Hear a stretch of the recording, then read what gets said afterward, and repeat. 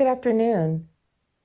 So I just want to pick up our conversation where we left off from the last video when I was talking about senior service college.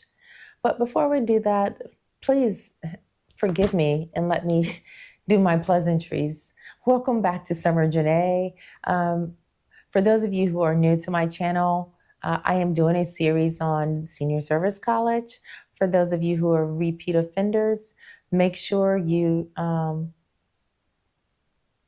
like, comment, and subscribe to my channel.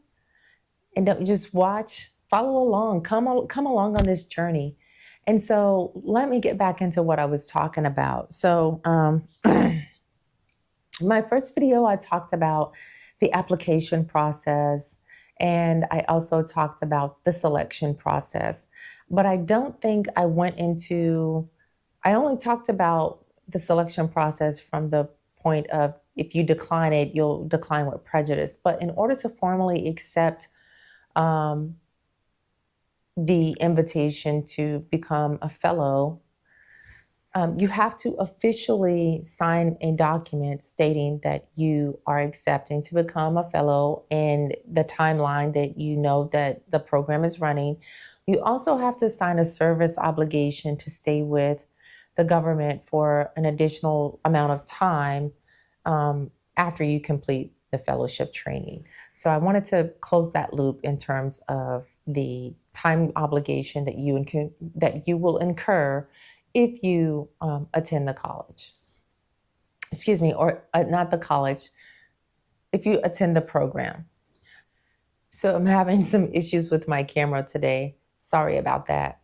But what I was trying to discuss with you was when you begin the course and you get to meet everyone. It's, for me, a unique situation in that I'm the only female of color in our course, and there are 20 of us, but there are 2 additional males of color. So there's a total of 3 out of the 20, and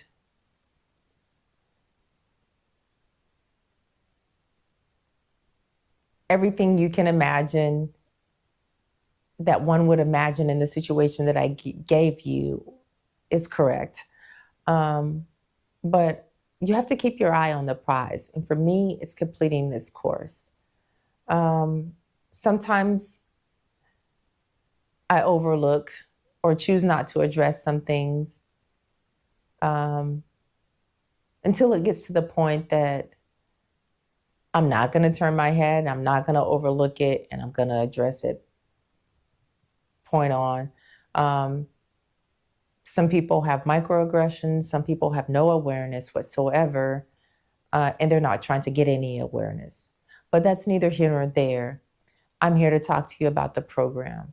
The opportunity the program provides, it's second to none. Like, we have college courses, we have regular courses, we have courses on national security, we have courses on leadership, we have courses on acquisition, and just to have the opportunity to learn all these things to help build the bench to become a senior leader in the future, but not only a senior leader in the future focused on my career, but focused on how do I build the bench behind me. I love the fact that we're getting tools to help with leading, not managing people, but leading people and coaching people. And it's amazing. I wish I'd had this earlier in my career, but I know everything happens in accordance with God's timing, and now is the season for me to have it. But when I tell you that it's life-changing, like some of the things I'm seeing from a curriculum perspective, from a leadership perspective, from a professional development perspective, are second to none.